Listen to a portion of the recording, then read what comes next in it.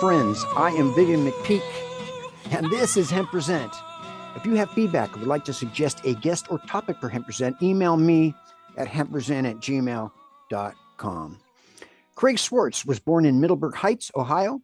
He earned a bachelor's degree from Ohio State University in 1980 and also studied at Schiller International University.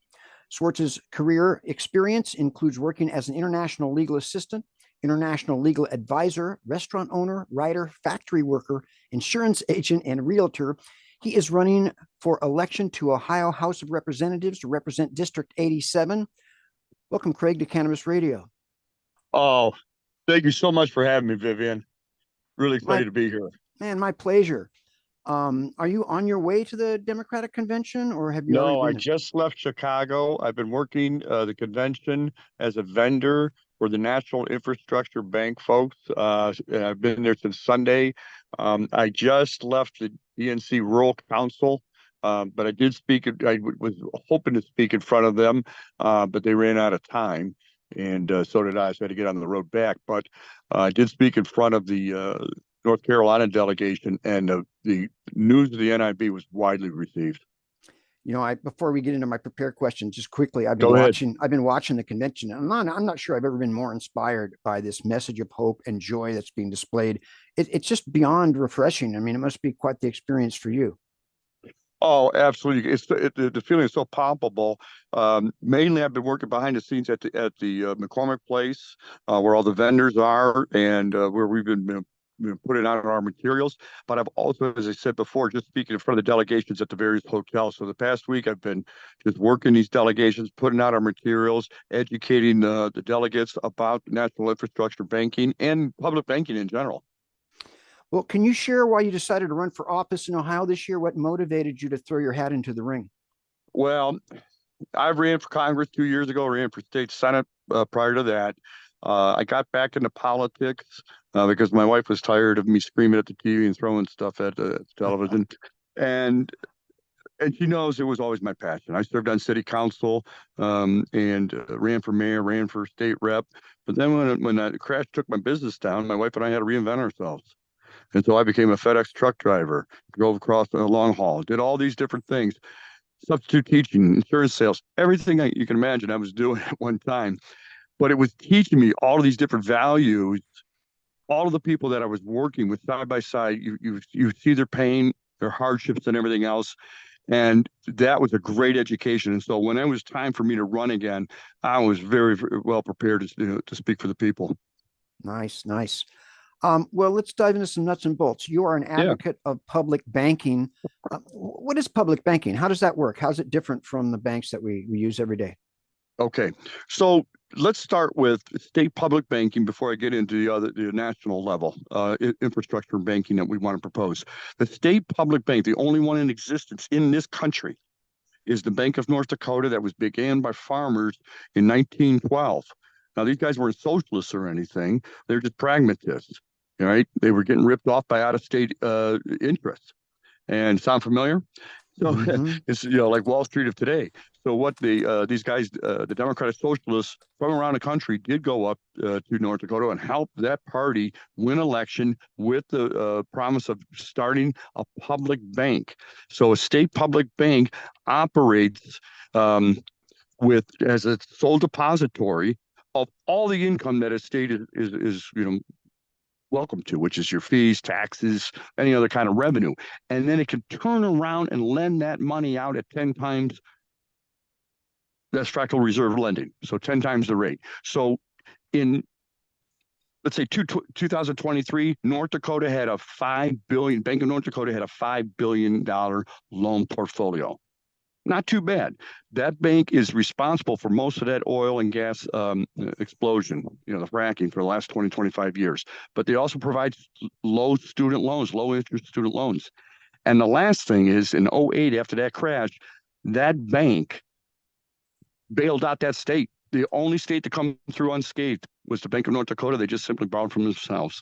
So state public banking can operate. It lends the money out to local community banks and regional banks to give it to businesses, local agencies for infrastructure improvements, student loans, and such. On the national level, what we are proposing is the Hamiltonian model. This is what he did after the Revolutionary War. John Quincy Adams that was the first bank in the United States, and he took that Revolutionary War debt and did a debt equity swap. So those people, those creditors he owed that money to, he simply said, I'm going to pay you a premium on top of what I already owe you. In exchange for, you're going to give me that money, and it's going to park it in the bank, and then I could start doing infrastructure. The second bank in the United States was John Quincy Adams. Lincoln did it with the greenbacks. And that's how he financed the railroad expansion in the midst of the Civil War. And Roosevelt did it with the Reconstruction Finance Corporation during the Depression. That's how he financed all of the New Deal programs. Wow.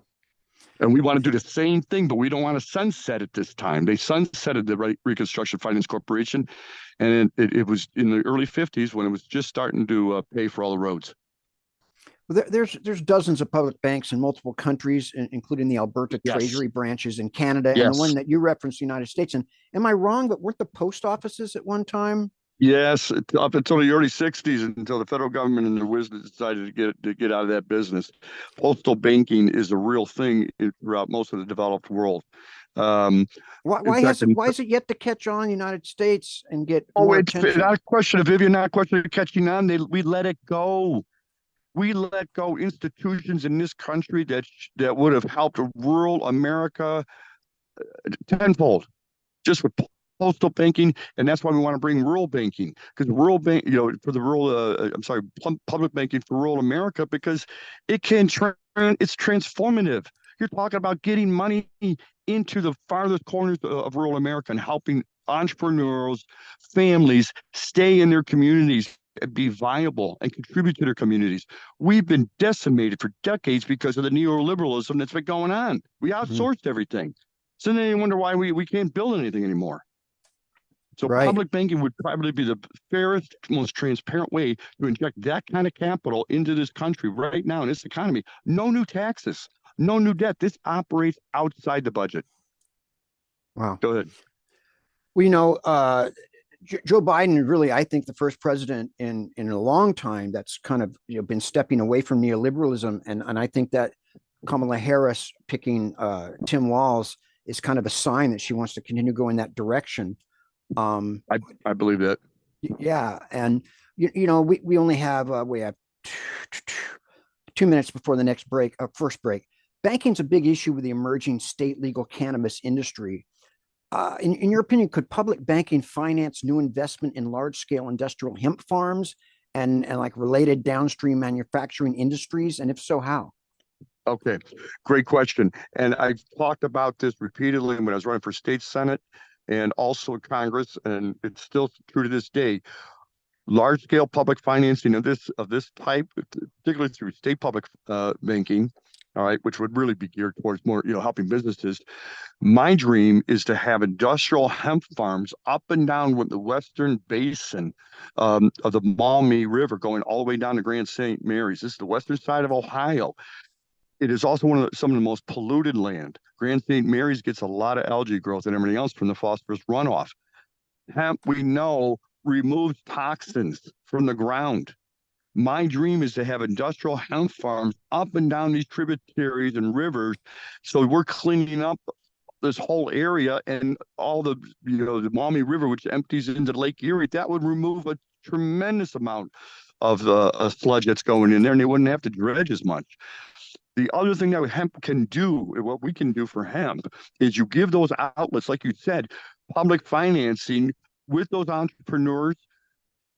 Appalachia, Western Ohio, and rural areas, think of the downstream products through hemp, not just the fuel, but cinder blocks, construction materials of all sorts. We could be making train cars again, light rail components out of hemp. So this would be encouraging if we could have it this scale. It's so encouraging to have that kind of hope for future entrepreneurs, like business, and think of what we're doing for the environment. Wow.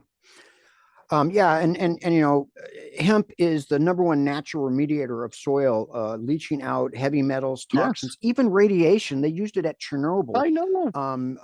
We have to go to our first break. So stay with me, and we'll be right back.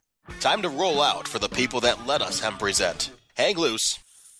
We're coming right back. We're back with Craig Swartz, who's seeking to pump some gas into electoral politics in Ohio. Craig, today in America, 1 in 3 women of reproductive age live in a state with an abortion ban. Women's reproductive health will be a major issue on November 5th of this year. What's your position on a woman's choice and why? Well, obviously, I'm pro-choice forever, and it comes down to your basic. What I always talk to people about, the other side, that's against abortion. Come back to them and say, you know what? When you're removing free will from half the population, you're basically going against your own constitutional values, and you're going down a slippery slope because the Second Amendment is related to free will. So if you take away women's rights, be prepared that other rights might be coming off too. And these Second Amendment guys, they never think about this stuff. I said you're playing with free will. You're trying to impose your will on somebody else. I said the founders of the Constitution set it up in such a way that the minority could never do that. So I said, as long as you guys keep citing the Constitution and everything else, you're not following the guidelines that they set up for so long ago, and why it was the framework that I was set. So I go at that from that standpoint, that you're going to keep taking people's rights away. I did get a lot of Republicans call me after the Dobbs decision. They thought it was way too far. Yeah, they thought the court went way overboard. Well, I may be wrong, but I'm going to make a prediction that we're going to see a red sink and a blue wave, because women are mobilized, and it's just such hypocrisy. They only care about personal rights when it comes to the issues that they care about, and yep. We have they're unraveling all kinds of constitutional and precedents on a rapid level. But I think we can stem that. Another big issue in this election will be immigration. What ideas do you have for immigration policy, and how could Ohio play a role in immigration in America? Well, I had a policy that I designed when I was running for state senate that I was pushing, because I was an illegal immigrant in Germany. I was legal in France, legal in UK, and legal in Bahrain. So I know how the processes work in different countries. Germany was probably by far the most efficient. I was illegal for 30 days. The company I was doing a machinist apprentice. I was just hitchhiking around Europe at the time, and I needed a job, and I had a contact. But their policy was so strict that they said, if they got caught out in 1980, it would have been a $25,000 fine. So they wrote a sponsorship letter for me. I went down to the visa office the first day. It took about an hour and a half. They had forms in English because the UK was part of the common market at the time. I got my visa stamped within about an hour and a half. So now it was legal to stay longer than 6 months. The next day, go to the labor office, 3 hours of questions, talk. They looked at the sponsorship, the whole bit. I don't speak a lick of German either. And I learned later, I was legal in 2 days to work. Right. And my pay went to 14 Deutschmarks an hour. That would have been $7.25 in 1980. I made enough money to go to Paris the next year and study. That's where Schiller came through. So when we could be fixing things here in Ohio, I say if we don't get our act together at a national level, I like to see Ohio come up with a new system on their own where it is a guest worker pass. A lot of these people that come in sometimes don't want to stay. They'll work here 5-10 years and remit a bunch of money home, and then they're going to go back to their home country. Others obviously choose to stay, particularly asylum seekers. But we've come up with a more efficient way to give these people jobs, keep them here, give them dignity. My God, when I lived in the Middle East and I saw these people working in the 90s in these cities like Dubai and Bahrain, in Manam and Bahrain and Riyadh and everything else, just come right out of the sand, literally, because of the immigrants that were coming thousands of miles away to work. And they go over oceans and deserts and rivers and you name it, jungles to get there. I mean, that's all the motivation you ever need. And I've had Republican employers in my community tell me they would hire these people. We just got to get them legal.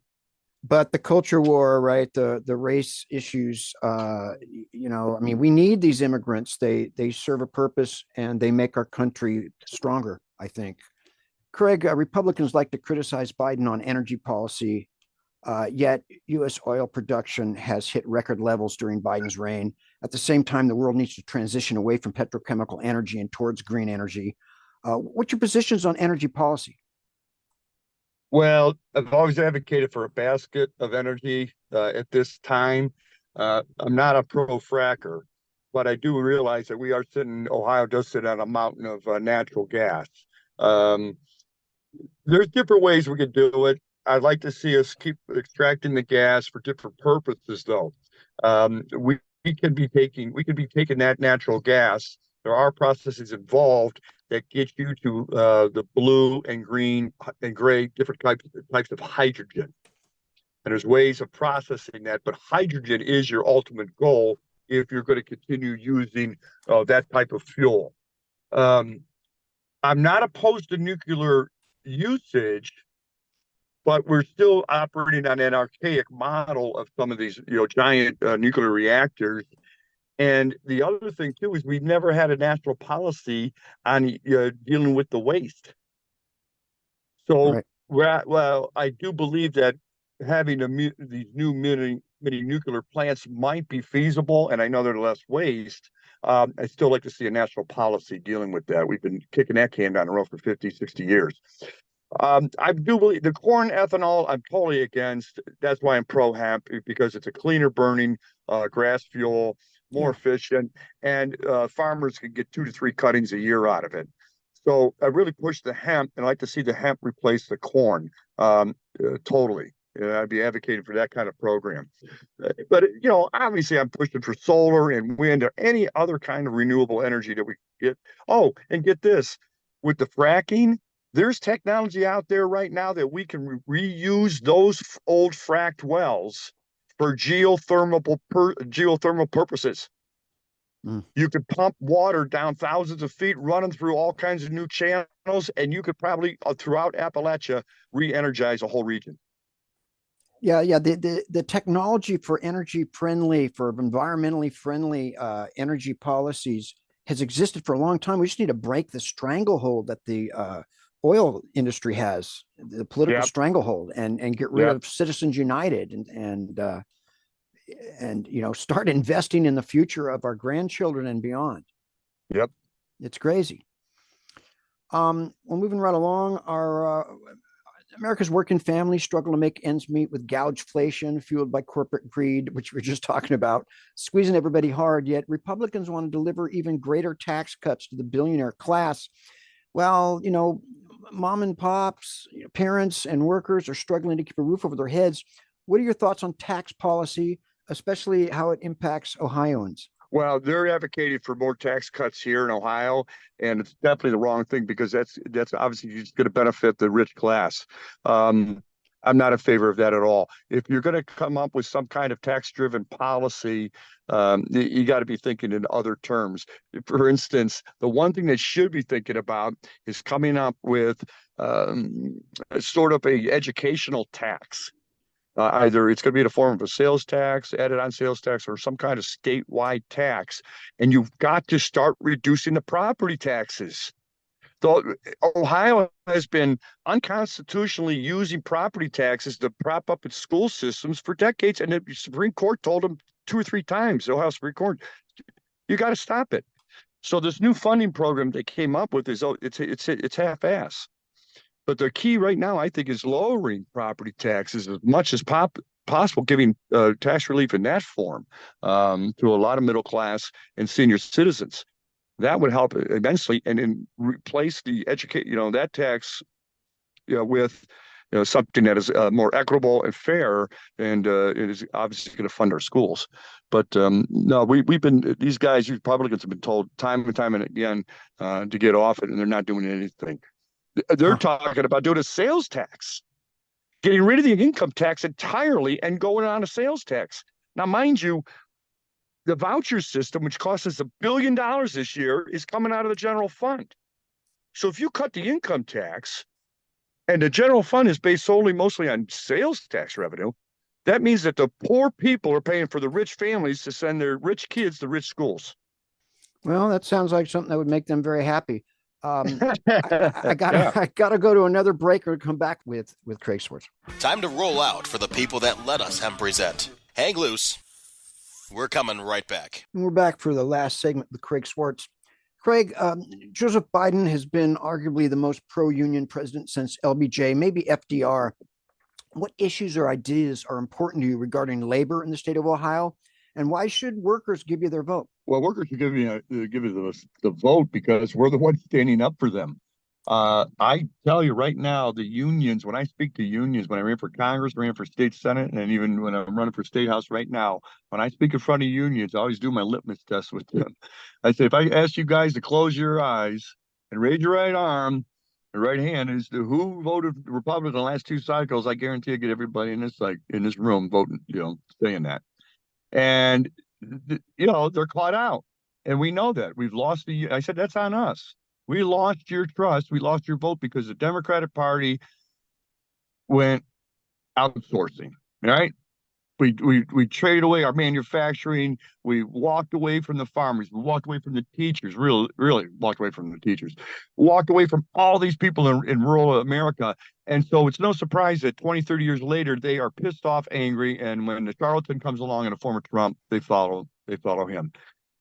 I tell these guys, we have the ideas, we have the plans. The National Infrastructure Bank and the Public Bank of Ohio will put thousands of union jobs back in the streets, in the factories, everywhere.